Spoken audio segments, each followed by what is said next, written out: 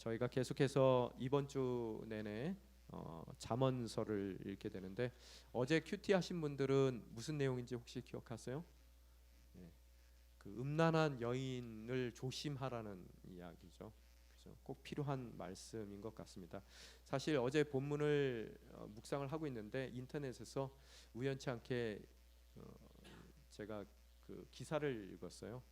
한국에 있으면서 제가 정말로 잘했다라고 생각했던 일 중에 하나가 저자를 소개하는 일이었었는데 그것도 특히 무명 저자들을 한국에 소개하는 것으로서 어, 두란노를 통해서 여러 가지 많은 사역들을 제가 진행을 했었는데 제가 이렇게 소개한 저자 중에서 굉장히 제가 자신감을 갖고 있고 너무나 그분에 대한 컨피던스가 있었던 분 한 분이 계시는데 그분 이름이 툴리안 차비진이라는 사람이에요. 그래서 참 책을 읽게 되면 너무 좋고요. 그다음에 미국에서도 목회를 아주 근사하게 잘 하고 계신 분인데 빌리 그레함 목사님의 외손주이기도 하고요. 그런데 본문 묵상하면서 이렇게 인터넷 설치하는데 그분이 교회를 사임 갑자기 하셨더라고요. 그래서 이유가 뭔가 봤더니 불륜 문제예요. 그래서 자기가 잠깐 어디 멀리 갔다 오는 사이에 아내가 좀 외도를 했었는 모양이에요. 그러고 나서 그것 때문에 자기도 외도를 하게 돼서 결국 사임하는 그런 결과가 일어나게 되었더라고요. 그래서 거기에 기사란에 이렇게 읽어보니까 아무도 그 유혹에 자유로울 수 없다라고 이렇게 기사가 써 있는 것을 봤습니다. 너무너무 훌륭한 목사님이셨거든요. 그리고 미국 교계를 앞으로 이끌어갈 차세대 목사님이셨어요. 지금 30대 후반, 40대 초반 그 정도 되신 분인데 정말로 그 할아버지만큼 훌륭한 그런 목사님이셨는데 한 번의 실수로 모든 것이 다 무너져 버리는 그런 모습을 바라볼 수가 있었습니다. 그래서 사실 어제 새벽 예배 인도를 하면서 말씀이 정말로 마음에 와 닿더라고요. 여러분 꼭 기억하셔야 될 게 유혹은 싸우는 게 아닙니다. 우리는 싸워서 이길 수 없어요. 유혹은 뭡니까? 피해하는 거예요. 피하는 거. 절대로 그 어떤 누구도 유혹에 자유로울 수가 없어요. 그래서 어제 본문 말씀 가운데서도 정말로 저희가 다시 한번 짚고 넘어갈 것이 그 유혹을 가장 피할 수 있는 좋은 방법이 뭐예요? 항상 사람들의 삶 가운데서는 해야 될 거 안 하고 있으면 안 해야 될 거 하고 있어요. 그래서 이 잠언서에서도 우리에게 주는 메시지가 뭐냐면 아내하고 열심히 사랑하라는 거예요. 그랬을 때 다른 쪽에 한눈 팔 일이 없더라는 거예요. 그래서 정말로 우리 오늘의 교회가 진정 가정이 다시 한번 살아날 수 있는 교회가 됐으면 좋겠다. 다시 한번 우리가 그 유혹에서 자유로울 수 있는 그런 교회가 되었으면 좋겠다라는 생각을 갖게 됐습니다. 그러면서 자연스럽게 제가 광고를 하나 또 하게 되는데요. 우리 여성 예배 쪽에서 준비하는 그 모임이 하나 있습니다. 9월 14일, 15일, 9월 셋째 주 월요일하고 화요일 날요. 저희 어머니 학교 강사로 오시는 한은경 권사님께서 특별히 저희에게 좀 시간을 내주시기로 하셨어요. 그래서 저희가 이틀에 걸쳐서 아마 저녁 시간 될 겁니다. 아직 정확하게 구체적으로 계획은 안 났는데요. 저녁 시간에 저희가 모든 남자분들, 아내분들, 엄마만 오는 게 아니라 아빠들도 오시고요. 자녀들도 데려오게끔 하고 또 청년들도 앞으로 결혼해야 될 사람들, 청년들 다 와서 다시 한번 그 가정에 대해서 우리가 가정을 어떻게 지켜나가야 될지에 대해서 저희들이 한번 함께 고민하고 다시 한번 열심히 가정을 위해서 기도할 수 있는 그런 시간을 갖기를 원합니다. 오늘 그 이후로 또 다른 구체적인 지혜로운 자로서 어떻게 우리가 삶을 살아가야 되는지에 대해서 오늘 본문 말씀 가운데 세 가지의 큰 주제로 이야기를 하고 있습니다. 우리 잠언서의 주제를 좀 스타일을 보게 되면은요, 항상 그 새로운 주제를 다룰 때 내 아들아라고 시작을 해요. 그래서 아버지가 꼭 아들에게 이야기해주는 그런 말로 아버지의 삶 가운데 터득했던 모든 지혜를 아들에게 물려주는 그런 그 스타일로 되어 있는데요. 오늘도 1절서부터 5절 사이에 보면은 그 아들아, 내 아들아 불러놓고 무엇을 이야기하고 있습니까? 담보나 보증에 대해서 이야기를 하고 있더라는 거예요. 자, 1절 한번 저희들이 같이 읽겠습니다. 시작.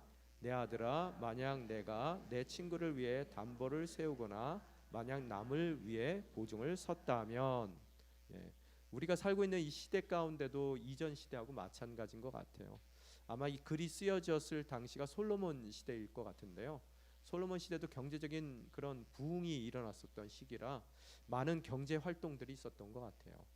경제 활동을 하다 보니까 자연스레 더 많은 돈을 얻기 위해서 남들에게 돈을 빌리는 과정 가운데 피치 못하게 보증을 서야 될 때도 있고 또 담보를 세워야 될 때도 생겼던 것 같아요.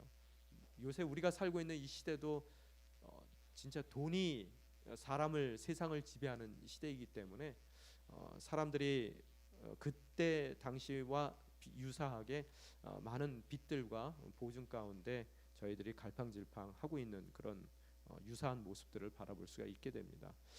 오늘 성경을 보게 되면은 뭐 결론서부터 말씀드리자면은 보증 쓰지 말라는 얘기예요. 쉽게 얘기했어요. 성경에서는 보증에 대해서는 과히 긍정적인 이야기를 하고 있지 않습니다. 어떤 경우에 모세의 경우에는 보증에 대해서는 단호하게 노라고 이야기를 하고 있습니다. 근데 오늘 잠언서는 아주 그 정도로 단호한 노는 아니고요. 사실 잠언서의 뉘앙스 가운데서 읽어봤을 때는 보증을 서줘야 될 입장 가운데 될 수 있는 하지는 말아야 되지만 만약에 꼭 서야 된다면은 자기가 감당할 수 있는 이상의 보증은 결단코 쓰지 말라는 얘기예요. 그러니까 모세보다는 약간 모더레이트한 것 같아요. 왜 그러냐하면은 예전 같으면은 지금도 보증을 잘못 썼을 경우에 큰 어려움을 겪는 사람들이 많습니다. 저희 아버님도 저보러 어렸을 때서부터 하지 말아야 될 것 중에 하나가 보증 쓰는 일은 결단코 하지 말라라고 말씀을 하시더라고요. 돈 꿔주지 말고 보증 쓰지 말래요. 저희 아버님이 어려서부터 그렇게 하신 말씀이거든요. 아마 여기 앉아 계신 분들 중에서도 이전에 보증 잘못 썼다가 어려움을 당하신 분들도 있을 것이고 또 주변에 어려움을 당한 사람을 꼭 한두 명은 저희들이 봤을 겁니다. 그런데 살다 보면은 뭐 아쉬운 소리를 하게 되니까 내가 지켜줘야 될 사람들에게 잘못하면 보증을 서달라라는 이야기를 할 수밖에 없는 환경 가운데 있는 분들이 계실 터인데요. 그때 만약의 경우 가능하면은 노라고 대답을 해야 되는 거고요. 정말로 안 해줄 수 없는 형편이라면은 만약의 경우 잘못됐을 때 내가 감당할 수 있을 만큼만 하시라는 거예요. 그래서 이전 같은 경우에는 뭐 집이 망하는 것뿐만 아니라 다들 어떻게 됩니까? 이 보증 때문에 처자식들이 노예로 팔려가는 일까지 일어나게 되더라는 거예요. 그래서 하지 말라라고 써 있고 만약에 어쩌다가 보니까 그 말에 말려들어서 보증을 쓰게 됐다면은 다음과 같이 하라는 거예요. 만약에 보증에 섰다면은 2절 한번 읽겠습니다. 2절 3절 읽겠습니다. 시작. 너는 내가 한 말로 덫에 걸린 것이요 내가 한 말에 스스로 잡히게 된 것이다. 내 아들아 내가 내 친구의 손에 잡혔으니 너는 내 이웃에게 가서 겸손히 간청하여라. 이 보증이라는 것 자체가 어떻다고요? 덫에 걸렸다라고 이야기를 하고 있습니다. 여러분 덫이라는 게 뭐예요? 여러분 동물들 보면 덫에 걸리면은 빠져나갈 수 있습니까? 못 빠져나갑니까? 쇠로 돼 있는 덫들 있죠. 밟으면은 발 탁 찝는 거예요. 아마 빠져나갈 수 있다 하더라도 다리 하나는 잘라놓고 가야지 되는 게 덫입니다. 그래서 이 보증이라는 것은 뭐냐면은 여러분이 죽을 수밖에 없는 것이 덫이고요. 만약에 거기서 구사일생으로 살아난다 하더라도 다리 한쪽은 떼놓고 가야 되는 게 이 보증이라는 것을 성경은 이야기하고 있더라는 거예요. 그러고 나서 내가 예스라고 얘기했던 그 말 한마디 때문에 스스로 잡히고 거기에 올무에 걸려든 그런 꼴이 되었다라고 이야기를 하는데 여기서 보증이라는 단어 자체가 이 히브리어로는 손등을 치다는 얘기예요. 그래서 아마 히브리 사람들이 서로 채무자 그다음에 채권자 관계일 때 서로 이렇게 채무 관계를 형성했을 때 채권자가 채무자에게 손등을 치나 봐요. 그러면 그게 이제 모든 채무로서의 의무를 그에게 감당해야 되는 것이고 또 채무자는 밖에 나가서 또 자기의 그 보증인에게 그 손등을 또 친대요. 그러면은 채무자가 갖고 있었던 모든 그 의무가 이 보증인과 함께 전가되는 그런 모습을 나타내고 있는 거예요. 그래서 그렇게 보증을 서게 돼서 내가 덫에 걸렸을 때는 내 아들아 하고 다시 얘기합니다. 뭐라고요? 내가 내 친구의 손에 잡혔으니 너는 이웃에게 가서 겸손히 간청하라라고 써 있어요. 근데 여기 3절에서 이 단어 하나가 생략이 되어 있습니다. 히브리 말로 에포라는 단어인데요. 그 에포라는 단어는 어떤 그 뜻이 있는 단어는 아니고요. 조속한 실행을 촉구하는 강조형 불변사라는 거예요. 좀 어려운 얘기죠. 예, 강조형 불변사라는 그런 단어인데요. 그게 뭐냐면 조속한 실행을 하라는 거예요. 즉시 하라는 거예요. 그래서 내가 아차해서 또 그 정에 이끌려서 보증을 섰다라면은 그 보증 쓴 것은 덫에 걸린 거랑 똑같은 일이기 때문에 어떻게 하라고요? 지체 없이 즉시 다시 그 친구에게 돌아가라는 거예요. 보증 쓰게 했던 그 친구에게 쫓아가서 어떻게 하라고요? 겸손히 간청하라는 거예요. 뭘 간청할까요? 예, 물러달라고요. 물러달라고 간청을 하라는 거예요. 근데 여기서 간청이라는 단어도 보면은 라하브라는 단어예요. 라하브. 이게 간청이라고 그냥 간청이 아니라요. 심하게 재촉하고 성가시게 하다라는 뜻이에요. 그래서 이 얘기는 뭐냐면은 내가 다시 물러달라는 나의 요구가 승낙될 때까지 즉각적으로 가서 그 친구를 붙들고 늘어지라는 거예요. 그 정도로 이 보증이라는 것은 위험천만한 일이라는 것을 성경이 이야기하고 있더라는 거예요. 안 되면은 집에 가시면 안 돼요. 가셔서 내가 잠깐 실수했으니까 나 살려달라고 울고불고 절박하게 매달리셔서 그 꼭 확답을 받고 모든 그 보증의 그 서류를 갖다가 언듀하신 다음에 집에 가실 수 있다는 이야기를 하고 있는 거예요. 자, 성경 말씀 여러분 허투루 들으시면 안 됩니다. 오늘 이 말씀을 성경 가운데서 주시는 이유가 있어요. 이래야 지혜로운 삶이라는 거예요. 지혜롭지 못하기 때문에 자기 분량 이상의 보증을 쓰는 바람에 자기도 망치고 가족들도 망치고 또한 자기 인생 가운데 하나님께서 주신 그 모든 하나님의 것입니다. 그것은 여러분이 소유하고 있는 것은 청지기로서 정말로 하지 말아야 될 일을 한 것이라고 성경은 이야기하고 있더라는 거예요. 그러고 나서 4절에 또 뭐라고 강조해서 또 쓰고 있습니다. 뭐라고요? 잠을 자지도 말고 졸지도 말고. 보통 우리들이 어때요? 급하게 일을 해야 되면은 뭐라 그래요? 내일 하자, 내일. 그죠? 그래서 잠 자고 그 다음 날 간청을 하러 갈 거라고 생각을 하는데요. 오늘 성경은 이것이 얼마나 급한 일이라는 것을 이야기하기 때문에 내일까지 기다리면 안 된다는 거예요. 오늘 아차고 하셨어 집에 돌아오셨으면 다시 그 즉시로 돌아가서 그 모든 것을 해결하시라는 얘기예요. 내일까지 기다리면 안 됩니다. 또한 뭐라고 써 있습니까? 졸지도 말래요. 잠깐 쉬었다가 너무 피곤하니까 쉬었다가 내가 조금 있다가 얘기하자. 아닙니다. 즉시 여러분이 삶 가운데 움직이셔야 된다는 것을 이야기하고 있어요. 그러면서 뭐라고 써 있습니까? 5절에 노루가 사냥꾼의 손에서 벗어나듯이 새가 사냥꾼의 손에서 벗어나듯이 너 자신을 구하여라 라고 써 있어요.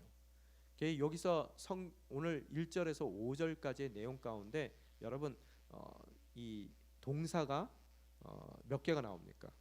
간청하라, 자지도 말고 졸지도 말고 그 다음에 뭐라고요? 너 자신을 구하라. 4개의 동사가 나오더라는 거예요. 그 동사가 또 뭐로 써 있냐면 다 명령문으로 써 있습니다. 그러면은 여러분이 보증을 결단코 여러분 인생 가운데 쓰지 말아야 되는데 잘못해서 여러분이 보증을 서게 됐다면은 어떻게 하신다고요? 간청하라. 어떻게 간청합니까? 즉시 그 자리에서 돌아가 끝까지 그것이 여러분의 요구가 들어질 때까지 간청하라는 거예요.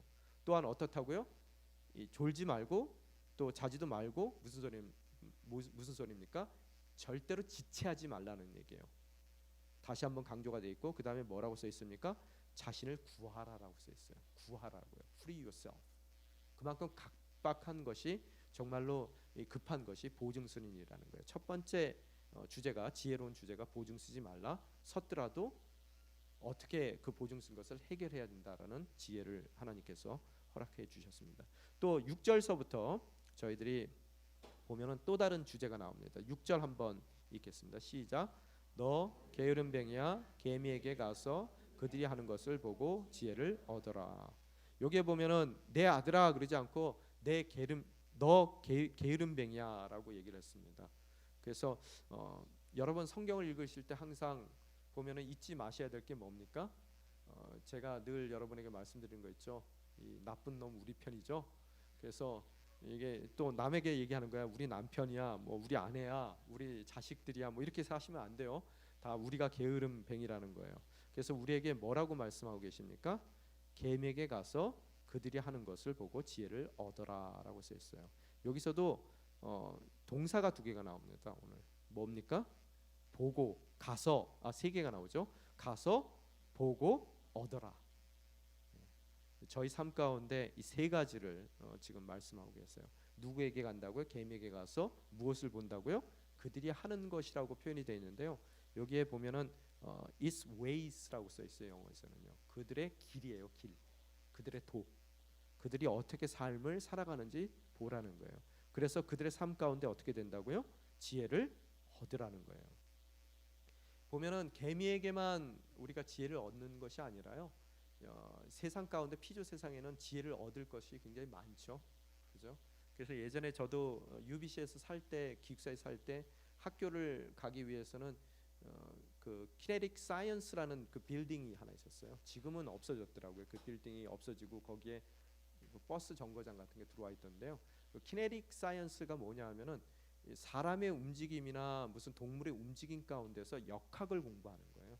그래서 그것을 그 엔지니어에 적용을 해서 뭐 기계를 만든다든지 뭐 그렇게 공부를 하는 곳이더라고요. 그래서 무슨 포크레인 같은 것도 뭔가 이렇게 구부러지는 관절의 모양으로 만들고 그러잖아요. 그래서 그런 것을 공부하는 것 같이 하나님이 만들어 놓은 피조 세계에 너무나 많은 지혜가 다 곳곳에 숨겨져 있더라는 거예요. 그래서 그것을 찾아내는 건데, 저 같은 경우는 예전에 알버타에 있을 때는 밤마다 기도할 때 집에서 앉아서 기도를 하지 않고 돌아다니면서 기도를 했거든요. 요새도 토요일날 저녁에 혹시 밤 늦게 저희 동네 사시는 분들 제가 막 밤에 헤매고 돌아다니면은 이상하게 생각하지 마세요. 설교를 준비할 때 머리가 막막하고 힘들고 그러면은 막 제가 밤에 10시, 11시에 산책을 해요. 한두 시간씩요. 그러면 하나님이 뭔가 아이디어를 또 주시고 그럴 때가 있거든요. 그래서 어쩔 때는 막 그 11시가 됐는데도 설교 그 인사이트를 안 주시는 거예요. 그래서 막 2시간, 3시간씩 막 걸어다닐 때가 있습니다. 그래서 목사님 목륜병이 있는가 뭐 이렇게 생각 안 하셔도 되고요. 그래서 그렇게 다니다 보면은 기도를 하다 보면은 하늘에 별이 이렇게 떠 있는 걸 보면은 여러분 별 중에서 어떤 별은 그 500년 전에 그 별이 빛이 그 별에서 출발해서 제 눈에 닿는 그런 빛들이 있죠. 오늘 밤에 여러분 한번 보세요.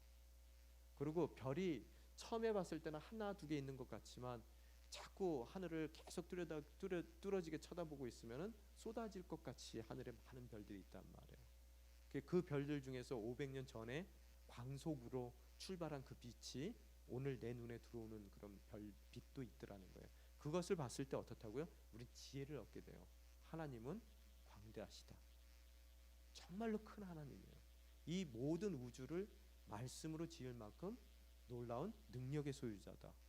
그런데 왜 이렇듯 엄청난 크기의 광대한 우주의 티끌보다도 못한 나를 사랑하실까? 그죠? 그러면 은혜가 깊어지고, 그래서 고민스러워서 나갔던 산책길에서 항상 밤하늘의 별들을 바라보면 어떻게 됩니까? 하나님의 광대함에 놀라고 또 티끌 같은 나를 사랑해 주시고 나와 동행해 주시는 하나님의 은혜에 다시 한번 놀라게 되더라는 거예요. 그게 지혜라는 거예요. 이렇듯 개미를 보더라도 별을 보더라도 우리가 아주 광활한 사막을 보더라도 바다를 보더라도 우리는 지혜를 얻을 수 있더라는 거예요. 그래서 게으른 사람들에게 지혜를 얻으라고 개미를 보라 그러는데, 개미 중에서 어떤 개미의 특성을 얘기하고 있습니까? 여기에 보면은 6절에도 너 게으름뱅이야 시작되고요. 9절에도 보면 너 게으름뱅이야 시작되는데 두 가지가 포커스가 달라요. 이 게으름에 대한 얘기지만 위에 6절 7절의 게으름은요, 이 게으름에 관한 이야기를 하면서 개미의 부지런함에 포커스를 맞추고 있고요. 그 다음에 9절하고 10절에는 게으른 인간의 모습의 삶에 포커스를 맞추고 있더라는 거예요. 오늘 도덕 무슨 시간 같죠? 이해는 하세요. 잠언이 원래 그래요. 그래서 그 개미에 대해서 이야기를 하고 있는데 개미들은 어떻다고요? 7절에 보면은 장군도 없고 또 뭐라고요? 감독도 없고 통치자도 없다라고 써 있어요. 여기 장군이라는 것은 사실 원어에 보면은 재판관이라는 뜻이에요. 재판관. 사법권을 가진 재판관이라는 뜻이고요. 또 감독이라는 말은 써 있는 것은 소테르라는 단어인데 그것은 쓰다는 단어고요. 어떻게 보면은 서기관이라는 그런 의미로 나중에 훗날 사용되기도 하고요. 또 쓰는 사람들이 보통 그 당시에 했던 일이 뭐냐면 경찰권을 갖고 있었어요. 그래서 첫 번째 장군이라는 것이 사법권에 대한 얘기라면 두 번째 감독이라는 것은 경찰권에 대한 얘기고요. 통치자는 당연히 행정권에 대한 얘기겠죠. 그래서 개미 같은 경우에는 사법권도 또 사법권을 행사하는 것도 없고 경찰권을 행사하는 것도 없고 또 행정권을 행사하는 그런 모든 권력이 없음에도 불구하고 뭐라고요? 여름에는 먹을 것을 저장해두고 추수 때에 양식을 모은다라는 거예요. 열심히 자기 각자 부르신 일을 충성 때에 하는 그 개미들의 모습을 바라볼 수가 있게 되더라는 거예요. 그래서 그들의 모습 가운데 지혜를 배우라는 거죠. 그래서 9절에 보니까 뭐라고요? 너 게으른 뱅이야 너는 언제까지 자겠느냐. 그런데 우리의 모습은 어떻다는 거예요? 그들은 누가 시키는 사람이 없고 지켜보는 사람이 없어도 자기 해야 될 일들을 충실히 하는데 우리들은 언제까지 자느냐, 언제 잠에서 깨어 일어나겠느냐라고 이야기를 하고 있더라는 거예요. 그러면서 우리가 너무나 정말로 우리하고 모습이 비슷한 내용이 10절에 나와요. 조금만 더 자자, 조금만 더 눈을 붙이자, 조금만 더 손을 모으고 자자 하다가 그 게으름의 결과가 뭡니까? 11절에 함께 읽겠습니다. 가난이 강도처럼 내게 이르고 빈곤이 무장한 사람처럼 이르게 될 것이다. 가난이 오게 되더라는 거예요. 어떻게 옵니까? 강도처럼 오게 돼요. 이 얘기는 뭐냐 하면요, 불예측성을 이야기하고 있는 거예요. 강도가 저희 강도지타로 지금 갈게라고 전하고 오는 거 아니죠? 가난도 그렇게 오더라는 거예요. 강도처럼 불예측성 가운데 오게 되는 것이고 또한 빈곤이 어떻게 온다고요? 무장한 사람처럼 군인처럼 오겠더라는 거예요. 이거는 불가항력성을 이야기하고 있습니다. 그래서 게으른 사람들은 어떻다고요? 여러분이 불예측적으로 가난이 찾아오고 또 빈곤이 불가항력적으로 그 사람을 찾아오게 되었더라는 이야기를 하고 있습니다. 여기서 게으르다 했을 때 아유 목사님 저는 절대로 안 게을릅니다. 이민 생활이 게을러서 살아남을 수나 있습니까? 우리 남편이 게을르지 저는 안 게을러요. 뭐 이렇게 얘기하는 분들이 있을 수 있어요. 근데 어떤 목사님들이 인사이트를 주시더라고요. 이 게으름이 그런 육신적인 게으름만을 이야기하는 것은 아니라는 거예요. 여러분 분주하지만 게으른 사람들이 있어요. 그죠? 여러분 분주함과 게으름의 차이가 뭘 것 같으세요? 저 같은 경우에도 저도 굉장히 분주한 사람이거든요. 그래서 가만히 앉아 있지를 못하는 그런 체질인데 저한테도 게으름은 있더라는 거예요. 그래서 뭐가 게으름인가? 항상 성경에서 이야기하는 게으름은요, 거의 90% 이상이 영적인 게으름에 대한 이야기를 하고 있어요. 그 얘기는 뭐냐 하면요, 우리가 하나님께서 이 땅 가운데 허락해 주신 우리 인생의 궁극적인 이유와 목적이 있다는 거예요. 하나님께서 원하시는 그 일들을 여러분이 하고 있지 않는다면 아무리 분주한 삶 가운데 있다 하더라도 여러분은 하나님 눈에는 뭐예요? 게으른 사람이라는 거예요. 예를 들어서 고등학교 다니는 아이가 있는데 그 아이가 항상 남자아이들은 뭐 때문에 분주해요? 아이 안 키워봐서 모르세요? 10대 아이들 남자아이들이 제일 분주하잖아요. 여러분 걔네들 절대로 게으르지 않습니다. 분주해요. 뭐 때문에 분주해요? 게임하느라고 분주해요. 그죠? 근데 시험 때 게임하고 분주한 아이가 게으른 겁니까? 분주한 겁니까? 똑같은 거예요. 우리 인생 가운데 하나님께서 여러분 인생 가운데 불러주신 그 나라와 의를 추구하라는 말이 있단 말이에요. 우리의 사명이 있어요. 여러분이 그 사명을 감당치 않고 다른 세상적인 일 때문에 분주하시다라고 만약에 여러분이 기도 가운데 그런 생각이 든다면 여러분 인생 가운데서도 어떻다고요? 여러분 또한 게으른 사람들이고 또한 자기의 존재 이유를 채우기 위해서 여름 내내 누가 지켜보는 사람이 없더라도 열심히 일하는 그런 개미와 같이 때가 됐을 때 그 모든 열심들이 그들 인생 가운데 계획된 대로 채워지는 역사를 하나님께서 허락하시는 그 개미 때와 같이 우리 인생도 어떻다고요? 예수 그리스도가 오시는 그날 우리가 정산해야 될 많은 것들이 있더라는 거예요. 그때 하나님께서 여러분에게 넌 뭐 했니? 그러면 저 되게 분주하게 살았거든요. 뭐 하느라고 그렇게 분주했니? 이 게으른 놈아. 이렇게 돼버릴 수 있더라는 거예요. 그래서 오늘 여러분의 삶 가운데 진정 여러분이 추구해야 될 것이 무엇인지, 만약에 여러분이 하나님의 나라와 의를 실현하기 위한 그분의 부르심에 분주히 여러분의 발걸음을 옮겼다면 절대로 여러분 인생이 가난해지는 인생도 아니고 빈곤해지는 인생이 되지 않더라는 것을 또 역으로 이야기하고 있더라는 거예요. 그 나라와 의를 추구하라. 그러면 어떻다고요? 그 모든 것이 우리 인생 가운데 더해진다라고 말씀을 해주셨어요. 다시 한번 말씀드립니다. 세상에서 가장 불쌍한 사람이 누구라 그랬어요? 제가요? 돈 때문에 일을 하는 사람들이에요. 일은 뭡니까 여러분? 내 목숨을 내놓는 거예요. 여러분이 하루에 8시간 일한다면 8시간의 목숨을 여러분이 그 직장 가운데서 하는 일과 바꾸시는 거예요. 그런데 만약에 월급 받고 또 이윤을 내기 위해서 여러분이 하루에 매일 8시간의 삶을 뭐 이민 생활하면서 8시간만 사는 사람 일하는 사람은 없어요. 저도 평생을 살면서 8시간 일해 본 적이 없습니다. 뭐 어려서부터 전 12시간씩 했어요. 그래서 그 대부분의 일하는 그 시간의 삶이란 말이에요. 그 삶들을 갖다가 목숨이란 말이에요. 그 목숨을 돈하고 바꾸는 어리석은 일들을 하시지 말라는 거예요. 월급 받기 위해서 일하는 거 아닙니다. 일했기 때문에 그 일하는 사람의 삶 가운데 하나님이 더 그 필요한 모든 것을 채워주시는 것이죠. 그 일의 대가로 그 금전적인 것을 받는다라고 여러분이 목적을 정하고 하신다면 그 인생만큼 불행한 인생이 없다는 거예요. 그래서 제가 뭐라 그랬습니까? 실컷 젊어서는 목숨하고 돈하고 바꿔서 싸나요. 그러다가 나중에 조금 있으면은 건강 해쳐지고 자꾸 목숨이 점점 줄어드는 것 같으면 그 다음서부터는 어떻게 해요? 그 모아놨던 돈하고 자기 목숨하고 자꾸 바꿔요. 또 두 번 환전하면 어떻게 된다고요? 크게 손해를 봅니다. 이해가 되셨어요? 그래서 정말로 저는 이 목사로서 답답한 게 교인들이 성도들이 돈 때문에 일하는 모습 보면 너무너무 그게 답답해요. 절대로 돈 때문에 일하지 마세요. 하나님이 불러주신 내 인생의 궁극적인 나의 존재 이유를 채우는 것이 일입니다. 어떤 분들 그래요. 이 천국 빨리 가고 싶대요. 왜? 일 안 해서요. 천만의 말씀입니다. 천국에 가면 일 안 합니까? 여러분, 일 안 하는 것이 편안한 게 아니에요. 나의 부르심에 열심히 일하는 것이 편안한 거예요. 내 존재 이유가 채워진다는 거예요. 일하시는 하나님께서 우리를 어떻게 만드셨어요? 그분의 형상대로 일하는 사람으로 만들었습니다. 그죠? 그런 형상대로 만들어 주신 그 일을 하는 사람이 돼야 된다는 거예요. 그 일이 아닌 다른 일 때문에 분주하게 움직이는 것으로서 나중에 실컷 일은 일대로 하고 하나님께 게으렀다는 그런 나중에 핏자를 들어서는 안 된다는 거예요.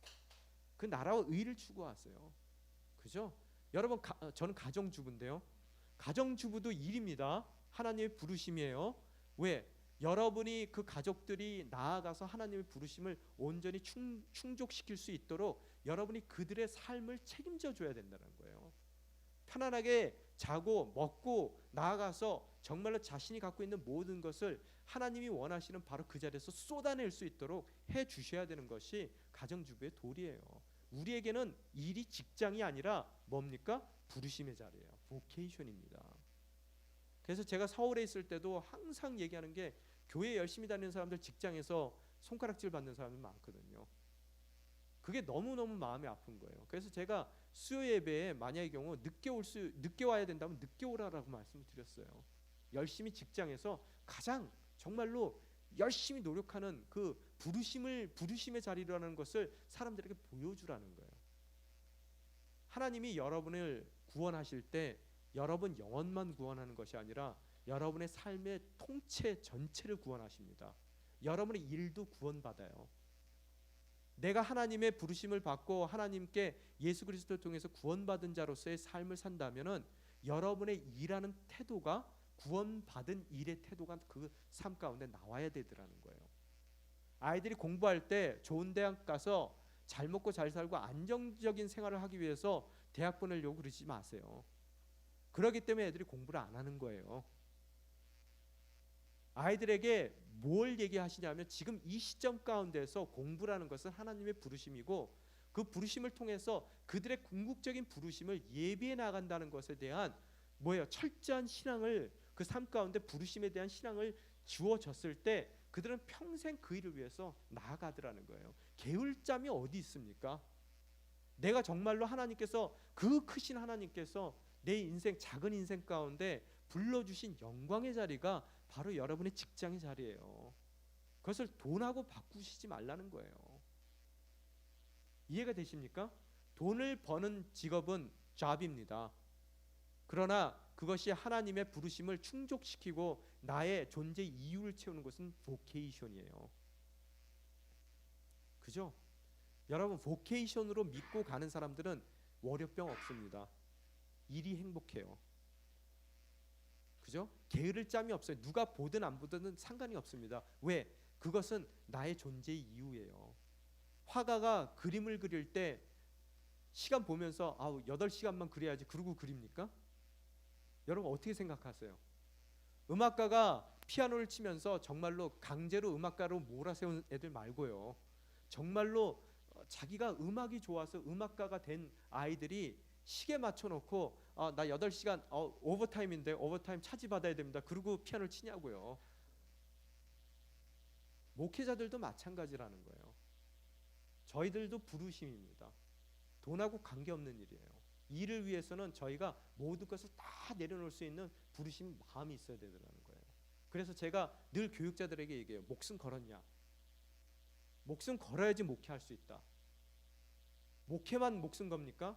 아닙니다. 여러분의 직장이 바로 여러분이 목숨 걸어야 될 직장이라는 거예요. 그 일이 어떻든 간에 이 땅 가운데 그 나라의 그 하나님의 주권이 세워지기 위해서 여러분은 그 직장 가운데서 목숨 거셔야 된다는 거예요. 거기에서 목숨 걸어서 부르심을 이행해 나갔을 때 때로는 어려움도 겪고 핍박도 겪습니다. 그럴 때 여러분은 뭐라고 생각해요? 핍박받는 자, 애통하는 자의 복이 무엇인지를 삶 가운데 선포하고 나가셔야 되는 게 여러분의 삶이라는 거예요. 그게 성도입니다. 구별된 자들이고요. 거룩함을 입은 자들이에요.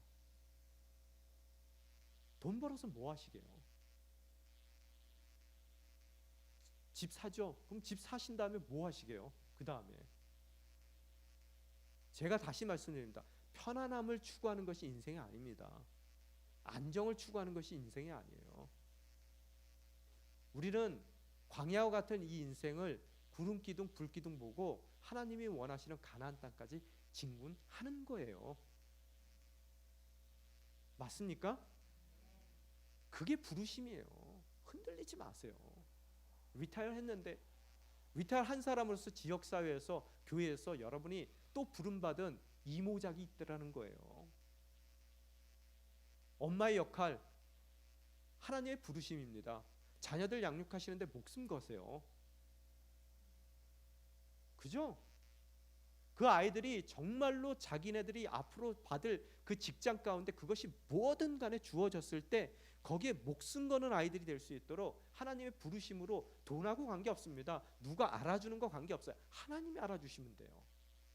거기에 목숨 걸고 걸어갔을 때 나아갔을 때 여러분 한번 생각해 보세요. 부르심으로 받는 그 인생이 그 직장 가운데서 인정받겠습니까? 안 받겠습니까? 그죠? 제가 말씀드렸잖아요. 이 얘기하면은 뭐라 그러더라고요. 어떤 사람들은요. 저는 두란노 들어가서 알바로 들어갔습니다. 두란노요.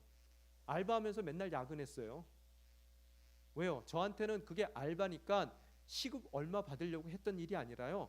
하나님께서 저는 항상 제가 하고 있는 일은 하나님의 부르심이에요.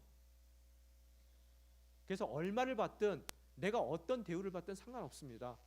내가 할 수 있는 모든 최선을 그 자리 가운데서 하는 게 하나님의 부르심이에요. 여러분이 식당에서 일을 하든 세탁소에서 일을 하시든 가게에서 캐셔를 하시든 뭘 하시든 간에 바로 그 자리가 하나님의 부르심의 자리고, 그 자리에서 만나는 모든 사람들이 여러분이 그들의 인생을 위해서 하나님께서 여러분을 그들의 인생 가운데 예비한 바로 하나님의 섭리가 있는 바로 그 자리라는 거예요. 만나는 사람마다 예수 대하듯이 대하세요. 그런 마음을 갖고 여러분이 사업장을 운영하면 카스터머 대할 때마다 예수님 대하듯이 오늘 그 사람을 누구를 만날까 설레이는 마음으로, 여러분 또한 그들에게 어떠한 말씀을 하나님께서 날 통해서 전달하시는지 여러분이 거기에 대한 기대를 갖고 그 자리에 섰을 때 여러분이 그 자리가 어떻게 월요병이 날 수 있는 자리가 되냐는 거예요. 설레이지 않습니까? 이게 저 혼자서 이렇게 열이 나서 갑자기 떠드는 겁니까? 이게 일의 영성이라는 거예요. 일의 영성이 필요한 것이지 게으르지 않는 것이 필요한 게 아니에요. 여러분 게으르지 말아라, 빨리 일어나, 빨리 출근해, 학교 가, 여러분 그렇게 내몬다고 되는 게 아니에요. 그건 한계가 있습니다. 뭐가 우리를 궁극적으로 정말로 부지런한 개미와 같은 인생으로 만들어주는 줄 아세요? 일의 영성이 회복되면 돼요. 그 자리가 하나님의 부르심의 자리라는 것을 명백하게 우리가 깨닫기만 한다면은 누가 지켜보는 거 상관없습니다. 항상 거기에 대해서 최선을 다할 수밖에 없게 되더라는 거예요. 최선을 다하는 사람 인생 가운데 뭐가 더해집니까? 성공과 부가 더해질 수밖에 없는 거예요. 그래서 하나님께서 그 나라와 의를 추구하는 자에게는 모든 것을 더해 주신다라고 얘기하는 겁니다. 그걸 위해서 하지 마세요. 오늘 그 얘기가 써 있는 겁니다. 또 12절에 보니까 어떻다고요? 이제 세 번째 주제인데 못된 사람, 악한 사람에 대한 얘기입니다. 한번 저희가 15절까지 읽겠습니다. 시작. 못된 사람, 악한 사람은 거짓말하고 다니고 그들은 눈짓과 발짓과 손짓으로 서로 신호를 한다. 또 그들은 마음에 심술이 있어 계속 악한 일을 꾀하며 싸움을 부추긴다. 그러므로 재앙이 한순간에 그들을 덮칠 것이며 그들은 갑자기 파멸에 회복될 수 없을 것이다. 예. 여러분 인생 가운데 가장 또한 지혜로운 자로서 삶을 살아갈 때 중요한 것은 못된 자하고 악한 사람은 피하셔야 된다는 거예요. 같이 놀지 마세요. 또한 제가 늘 여러분에게 드리는 그 선포하는 말씀 가운데 뭐예요? 못된 놈 우리 편, 악한 놈 우리 편이에요. 항상 우리가 이런 모습을 가지면 안 된다는 얘기를 하고 있어요. 그 어떤 사람이 피해야 될 대상이며 또 어떤 사람이 우리가 결코 돼서는 안 되는지, 오늘 못된 사람과 악한 사람의 그 트레이트가 뭐예요? 첫 번째 다닌다예요. 다니고에 밑줄 치세요. 두 번째 뭡니까? 신호한다. 밑줄 치세요. 또 세 번째 뭡니까? 꾀하며 밑줄 치세요. 14절에. 그 다음에 14절 또 마지막에 보면 부추긴다. 예. 자, 오늘 어떻다고요? 못되고 악한 사람의 특징이 뭐라고요? 부지런히 다녀요. 또 뭘 하고 있어요? 부지런히 신호를 보내고 있습니다. 세 번째 또 뭐라고요? 예, 부지런히 꾀하고 있어요. 또 마지막으로 뭐 하고 있다고요? 부추기고 있단 말이에요. 사실은 원어 성경에 보게 되면은 못되고 악한 사람은 싸움을 부추긴다예요. 제일 중요한 트레이스는 싸움을 부추기는 사람들입니다. 절대로 싸움을 부추기는 사람 근처에 가지 마세요. 그게 지혜입니다. 그 싸움을 부추기는 사람의 특징이 뭐냐면 늘 다니는데 어떻게 하고 다녀요? 거짓말하고 다녀요. 여기서 거짓말이라는 단어는 그냥 진리를 이야기 안 한다는 얘기가 아니라 악의를 갖고 다른 사람들에게 진실이 아닌 이야기를 한다는 얘기예요. 그러고 돌아다녀요. 또한 두 번째 그 사람들의 트레이스는 뭐냐면 신호를 하는데 어떻게 신호를 한다고요? 눈짓으로 하고 발짓으로 하고 손짓으로 해요. 여러분 이 눈짓으로 한다는 얘기가 무슨 소리예요? 눈짓으로. 이게 보면은 저도 사실은 이 본문을 예전서부터 묵상을 했기 때문에 제가 비밀 하나 말씀드릴게요. 저는 여러분 그 홀에서 여러분을 지켜볼 때 여러분이 신호를 보내시는지 안 보내는지 그걸 지켜봐요. 여러분을 관찰합니다. 목사로서. 그래서 신호 보내시는 분은 제가 한 발 물러나요. 그분한테는요. 눈짓으로 신호를 한다든지 발짓으로 신호한다는 얘기는 무슨 소리예요? 여러분, 발이 제일 안 보여요.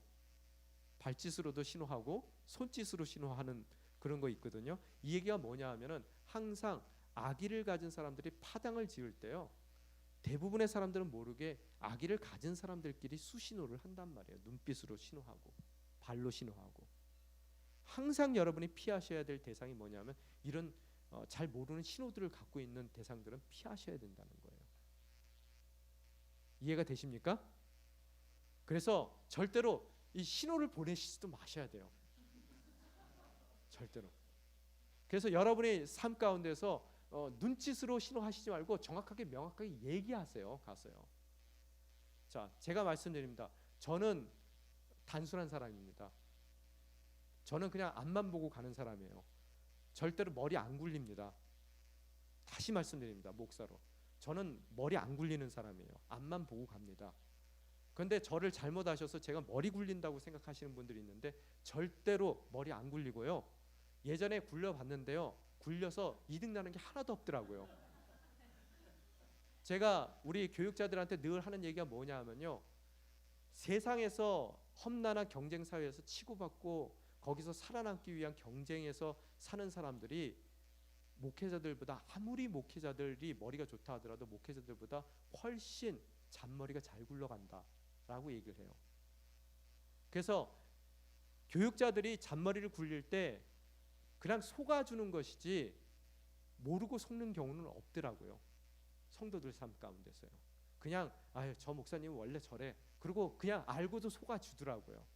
그러니 그 목사가 어떠한 영적인 권위를 갖겠냐는 거예요. 그래서 제가 터득한 것이 뭐냐면 절대로 세상 가운데 잔머리가 가득 찬 세상 가운데 살고 있는 그분들한테 잔머리를 쓰지 말자예요. 목사가 목사답게 여러분에게 존경을 받을 수 있는 유일한 방법은 목회자로서 순수함을 지키는 방법밖에 없어요. 다시 한번 말씀드립니다. 저 잔머리 안 씁니다. 그 잔머리 쓸 만큼 그렇게 머리가 좋지도 않고요. 저는 앞만 보고 갑니다. 그래서 손짓 발짓 저는 눈치도 없거든요. 그러니까 저한테 그런 사인을 받으려고 그러시지 말고요. 누구하고 얘기한다 그래서 그 사람하고 특별히 가까워지기 위해서 얘기하는 거 아니에요. 그냥 그 사람이 앞에 있으면 얘기합니다.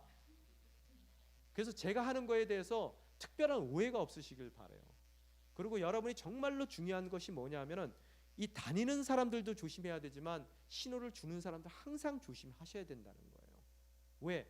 이 사람들은 못된 사람이고 악한 사람이다라고 성경은 이야기하고 있더라는 거예요. 또한 그들은 어떻다고요? 마음에 심술이 있다라고 얘기를 했어요. 심술이라는 것은 뭐냐면 여기 영어 성경에 보면은 deceit라고 써 있어요. 속이는 사기성이 있다는 거예요. 남을 속이는 마음이 있다는 거예요. 그래서 그런 속이는 것이 자기 마음 가운데 있기 때문에 어떻다고요? 그들은 계속 악한 일을 꾀하며 싸움을 부추긴다는 거예요. 이 악한 일을 꾀한다는 얘기는 뭐냐 하면은 영어 성경에 plots evil이라고 써 있어요. 뭔가 없는 얘기들을 자꾸 악한 것을 만들어내는 거예요. 그래서 두루두루 돌아다니면서 자기가 만들어놓은 계략을 다른 사람들에게 주입을 시키는 것으로서 그 사람들을 컨트롤하려고 그러고, 또 그 사람들을 또 집단으로 모으기 위해서 다른 사람들에게는 은밀히 해야 되기 때문에 눈짓을 보내고 발짓을 보내고 손짓을 보내고, 그래서 그들을 모아서 하는 것이 뭐예요? 싸움을 부추긴다는 거예요. 이 악한 사람들의 특징이, 못된 사람들의 특징이 뭐냐면 자기는 절대로 그 싸움에 안 낍니다. 뒤에서 해요. 그죠? 앞에 나와 있는 사람들이 멍청한 거예요. 지혜롭지 못해서 앞에 나와서 그 싸움을 치르고 있는 겁니다. 여러분 인생 가운데 잘 보셔야 돼요. 정말로 여러분 삶 가운데 아마 짚히는 부분들이 다 있으실 거예요. 이 부분에 대해서요. 그래서 잠언입니다. 제 얘기하는 게 아니라요, 성경에서 나온 대로 말씀을 드립니다. 절대로 싸움을 부추기는 사람들 못된 사람이고 악한 사람입니다. 가까이 가지 마세요. 또 행여 여러분이 그러한 인생을 살았더라도 이제는 돌이키셔야 된다는 거예요. 절대로 여러분이 내가 지금 다니고 있는데 거짓말을 하나 살펴보셔야 돼요. 내 입술 가운데. 그러면은 만약에 내가 열심히 분주하게 다니고 있지만 그것이 그 나라와 의를 추구하는 그런 분주함이 아닌 게으름의 분주함이라면은 여러분이 스탑하셔야 되더라는 거예요. 그래야지 성경에서 얘기하는 못된 사람, 악한 사람이 안 되는 겁니다.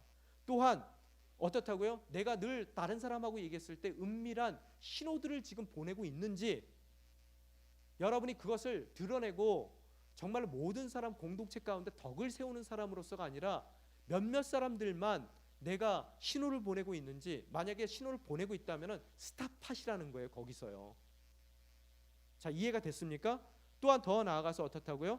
내 마음 가운데 정말로 싸움을 붙이기 위한 그런 플러팅이 내 삶 가운데 있다면은 여러분이 스탑하셔야 된다는 거예요. 이제는요. 그게 지혜입니다. 그래서 그런 사람들이 뭐라고 써 있습니까? 그 사람들의 그런 악함과 못됨의 결과가 뭐예요? 15절 한번 읽겠습니다. 시작. 그러므로 재앙이 한순간에 그들을 덮칠 것이며 그들은 갑자기 파멸해 회복될 수 없을 것이다. 그 사람의 인생 가운데 기다리고 있는 것은 뭐예요? 재앙이라는 거예요. 또한 그 사람 인생 가운데서 기다리고 있는 것은 파멸이며 결코 회복될 수 없는 상황 가운데로 빠지게 되더라는 거예요. 자, 이해가 됐습니까? 그런 우리의 인생이지만 예수 그리스도의 보혈을 통해서 못된 우리가, 악한 우리가 다시 제2의 기회를 얻게 된 것이 바로 예배의 자리라는 거예요. 어떻게 살았든 상관없습니다. 예수 그리스도의 보혈을 의지하세요. 자꾸 이 버릇이 나와서 다니고 싶으세요? 다니는 건 좋은 거예요. 대신 다니실 때 복음의 말씀을 전하세요. 다른 사람들의 덕을 세우는 말씀을 하시라는 거예요. 그리고 그들을 갖다가 여러분이 파당으로 만들 이유가 없다는 거예요. 왜 그러면서 아무리 머리 쓰더라도 나중에 파멸하고 또 재앙이 닥친다 그러는데 하나님이 여러분의 그런 좋은 머리를 사용하시지 않는다는 거예요. 오히려 하나님을 대적하는 일이 돼버리더라는 거예요. 이 일들이요. 그래서 징계받는다는 이야기를 하고 있습니다. 그게 정말로 우리가 우리의 자신을 돌이켜 봐야 되더라는 거예요. 눈치 주시려고 그랬을 때 눈치 준다 그러면은 받지 마세요. 눈치 피해 버리세요. 그게 지혜로운 자예요. 그러다 보면 피하게 되면은 내가 지금 눈짓을 주고 있는구나 생각하신다면은 내가 눈을 잡고 기도를 하세요. 하나님, 연약한 나의 눈을 정말로 당신의 인치심으로 붙들어 주시옵소서. 기도를 하시라는 거예요. 눈짓하지 마세요. 그러고요. 다 나눌 수 없는 얘기라면 하지 마세요. 그게 교회에서 해야 될 일입니다. 때로는 안 해야 될 얘기들이 많단 말이에요. 저도 여기서 목회를 갖다 1년 8개월 하면서 여러분에게 차마 못할 얘기들이 많아요. 그 얘기만 끄집어낸다면은 저 사람한테 쓸데없는 미움을 안 받아도 되는데 알고 있지만 차마 입 밖에 못 내는 얘기들이 굉장히 많습니다. 그렇다고 해서 쫓아다니면서 제가 파당을 짓겠어요? 정말로 여러분이 이 말씀을 있는 그대로 붙드셔야 된다는 거예요. 그랬을 때 지혜로운 자들이 되는 거예요. 이 글을 갖다 오늘 새벽에 읽으면서 사실은 저희 교회의 모습이 떠올랐어요. 죄송해요. 저를 포함한 교회입니다. 저희들 삶 가운데 정말로 거짓말하고 다니는 일이 없어야 되는 것이고요. 눈짓, 발짓, 손짓 서로 신호하는 그런 일이 없어야 되는 것이고요. 또한 그 마음에 악이 가득해서 악한 일을 꾀하고 싸움을 부추기는 일이 없어야 되더라는 거예요. 싸우려면 직접 싸우세요. 남들 자꾸 앞으로 내보내지 마세요. 이해가 되셨습니까? 여러분이 만약 그렇게 한다면 어떻다고요? 재앙이 한순간에 여러분의 삶을 덮칠 겁니다. 성경에서 그렇게 써 있잖아요. 명확하게. 또한 갑자기 파멸해 회복될 수 없다라고 얘기하고 있습니다. 이 정도로 여러분 세게 성경에서 이야기하지 않아요. 웬만한 범죄는요. 그만큼 이것이 중요한 일이라는 거예요. 또한 16절에 가니까 뭐라고 써 있습니까? 여호와께서 미워하시며 그분이 정말로 싫어하시는 것 17가지가 있다. 정말로 싫어하시는 것이 뭐예요? 17절 한번 읽겠습니다. 같이 시작. 곧 거만한 눈, 거짓말하는 혀, 죄 없는 피를 흘리는 손, 악한 계략을 꾸미는 마음, 악한 일을 하려는데 빠른 발, 거짓말을 쏟아붓는 거짓 증인, 형제들 사이에서 불화를 싣는 사람이다. 7가지가 나오고 있어요. 첫 번째 게 뭡니까? 눈입니다. 그 다음에가 뭐예요? 혀예요. 그 다음에 손입니다. 마음입니다. 발입니다. 그 다음에 뭡니까? 거짓 증인과 불화를 심는 사람이라고 써 있어요. 여러분, 하나님이 싫어하는 것들이에요. 정말로 싫어하는 것입니다. 그죠? 정말로라고 써 있어요. 뭐예요? 거만한 눈, 교만한 마음이라는 뜻이죠. 원래 높은 눈이라는 뜻이거든요. 그래서 내가 남들보다 낫다라고 생각해요. 나의 삶이 훨씬 남들보다 낫다라고 생각해서 어떻다고요? 이 거만한 사람들의 특징이 뭐냐면은, 그래서 내가 그 사람들을 컨트롤할 수 있다고 생각해요. 그래서 어떻게 합니까? 거짓말하는 혀가 돼요. 다시 말씀드리죠. 의도적인 진실 왜곡입니다. 이 거짓은요. 이 원어의 뜻은 의도적인, 뭔가 자기가 얻는 것이 있기 때문에 진실을 왜곡시키는 것이 바로 이 거짓말을 하는 혀예요. 그래서 그걸로 사람들이 다 내가 속여 넘길 수 있을 거라고 자기를 교만한 눈으로 자기 자신을 평가하는 사람들이 이 거짓말을 하는 혀를 놀리게 되더라는 거예요. 그 사람들의 그 혀를 통해서 어떤 일이 일어납니까? 삶 가운데 현실적으로 죄 없는 피를 흘리게 되더라는 거예요. 나의 액션이 일어나게 되더라는 거예요. 손을 통해서. 그래서 죄 없는 사람들이 억울하게 피를 흘리는 일이 일어나게 되는 것이고, 또한 그걸로 그치지 않고 악한 계략을 꾸미는 마음이 또 하나님께서 싫어하시는데, 그 마음을 통해서 어떻다고요? 나의 악한 일을 하려는 발이 있어요. 근데 발이 어떻게 됩니까? 빠르게 움직여요. 정말로 악한 일을 하는 사람, 선한 일을 하자 그러면은 교회 잘 모여요, 안 모여요? 여러분, 긍휼 사역 갑시다 그러면 잘 모여요? 발이 막 빠르게 움직여요? 할렐루야, 전도하러 갑시다 그러면 할렐루야 그러고 막 발들이 빨라요?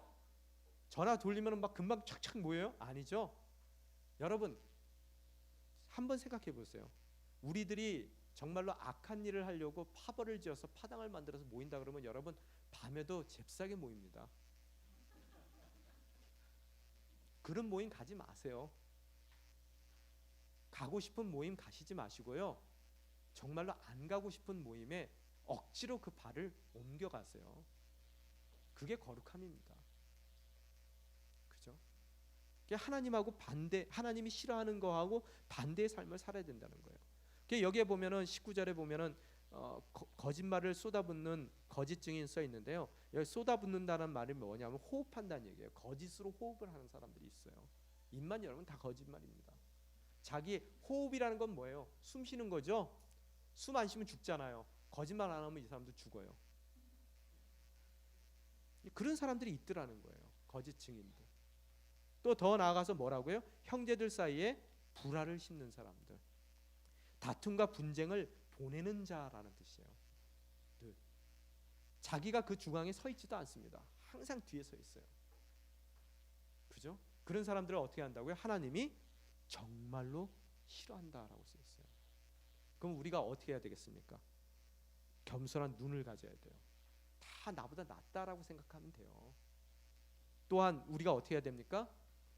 진실만을 말하는, 진짜 하나님께서 허락하시는 그 복음만을 말하는 혀가 돼야 돼요. 또한 우리가 어떤 사람입니까? 약한 자들을 잡아줄 수 있는 손이 돼야 된다는 거예요. 정말로 어려운 가운데 있는 사람들을 잡아주는 손이 돼야 되고, 또 어떻다고요? 늘 그 마음 가운데 하나님이 원하시는 것이 무엇인지를 고민하는 그런 고민이 우리 삶 가운데 있어야 되더라는 거. 어떻게 하면 더 내 삶을 하나님을 위해서 내어드릴 수 있을까라는 고민이 있어야 되는 거고, 또 그렇기 때문에 그 고민된 것들이 실천되어질 수 있도록 여러분의 발이 빠르게 움직이셔야 된다는 거예요. 그죠? 그랬을 때 우리 삶 가운데서는 진정 예수 그리스도의 복음만을 증거하는 거룩한 증인들이 되는 것이고요. 예수님의 증인들이 되는 것이고요. 또한 어떻다고요? 하나님이 진정 원하는 화합과 일치를 이루어 드릴 수 있는 교회의 덕을 세울 수 있는 사람들이 되더라는 거예요. 그런 사람들은 어떻게 됩니까? 하나님이 정말로 좋아하는 사람이에요. 자, 이해가 됐습니까? 바로 그런 좋아하는, 하나님이 정말로 좋아하는 사람들의 모이는 그런 온누리교회가 되기를 정말로 간절히 주님의 이름으로 축원합니다. 그런 삶을 사는 저와 여러분이 되시기를 다시 한번 축원합니다. 우리 함께 기도하며 나아가길 원합니다.